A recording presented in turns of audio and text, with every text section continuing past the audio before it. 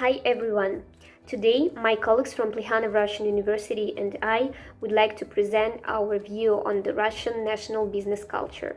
So in this video, you're going to hear about 7 most popular stereotypes about our country and its business culture.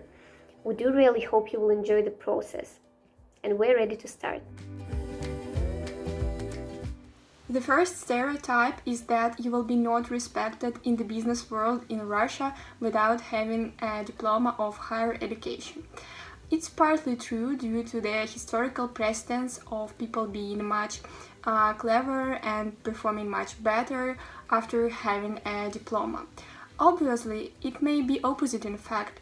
However, many people still may have prejudice against you and your mental abilities if you have a diploma. And only in this case, they might trust you and be ready to sign a partner agreement. The next stereotype about Russia is that Russian people are gloomy and unfriendly.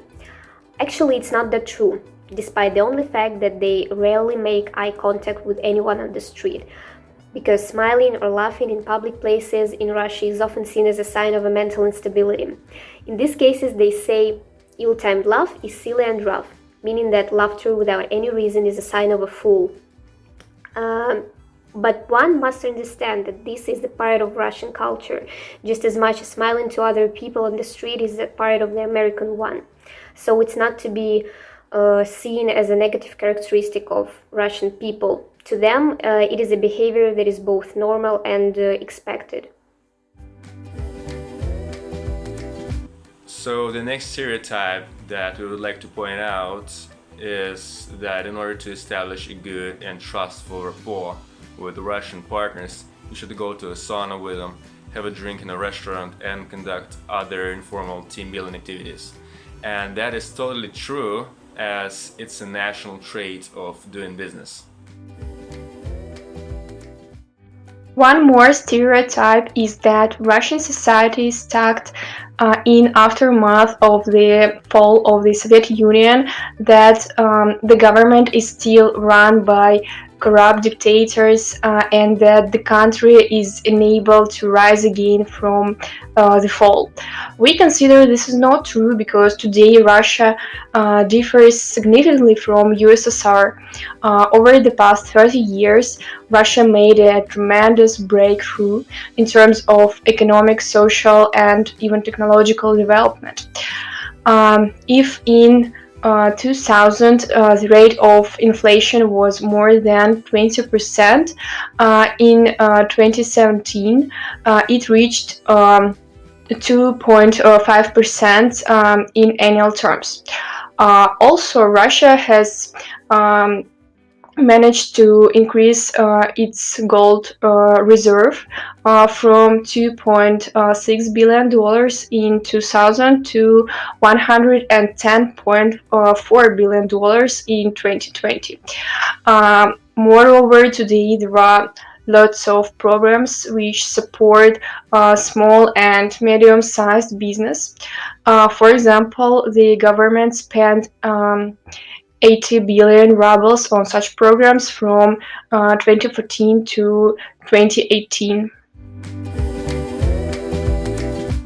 The next thing is that in Russia, all business affairs are handled by force. Actually, some years ago, it really used to be partly true, because the wild 90s left a serious imprint not only on the reputation of the country, but also on people's minds. And the image of typical Russian gangsters who used to hammer out the needed information, eliminate the ill-wishers, or use some unfair methods of competition is still associated with modern Russian entrepreneurs. However, the time is getting on, and one generation of businessmen succeeds another. Russian business culture is nurturing and becoming more globalized, more people-oriented and diplomatic. Nowadays, in Russia, being ambitious and autocratic is no longer enough to become a successful businessman, CEO, or a top manager, because the most essential things to be respected for are the hard work, responsibility, efficiency, and flexibility. Russian companies are now striving for a charismatic leadership style, where the leader is often seen as a model of diplomacy and justice. So the next stereotypical idea is that Russia is a cash country. Once you put a hashtag on the market, it's really tough to get it off. But time flies, the market evolves, and not without the help of e-commerce and fintech community, who's not particularly fond of cash. Russia has a diverse payment pie for online payments with bank cards, free major e-wallets, online banking, carrier billing, cash, prepayment in ATMs, and so on. Visa and MasterCard cards are taking up to 17 and 30% of payment volume respectively, with mere still small but growing. Bank cards are widely accepted in major and middle cities with proper NFC-enabled point-of-sales infrastructure. It was no coincidence that Russia was chosen as one of the first markets for Apple Pay and Google Pay services. And let's not forget the convenient online banking services that bypasses payment schemes and allows direct debit from bank accounts only by asking a phone number. The Russian payment landscape for both online and offline is so diverse, innovative, smart, and fast changing that is definitely worth another conversation. And last but not least is that Russia is the man's world. However, rising gender diversity in all spheres is a worldwide mainstream.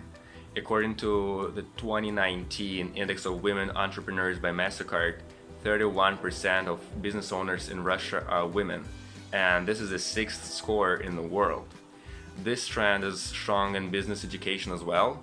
For example, Skolkovo started Academy, an executive education program of the Moscow School of Management for entrepreneurs, has a 35% of women students. That is all for stereotypes. We hope this video was interesting and useful for foreigners, and we have unveiled for a little bit stereotypes about Russian business culture and management.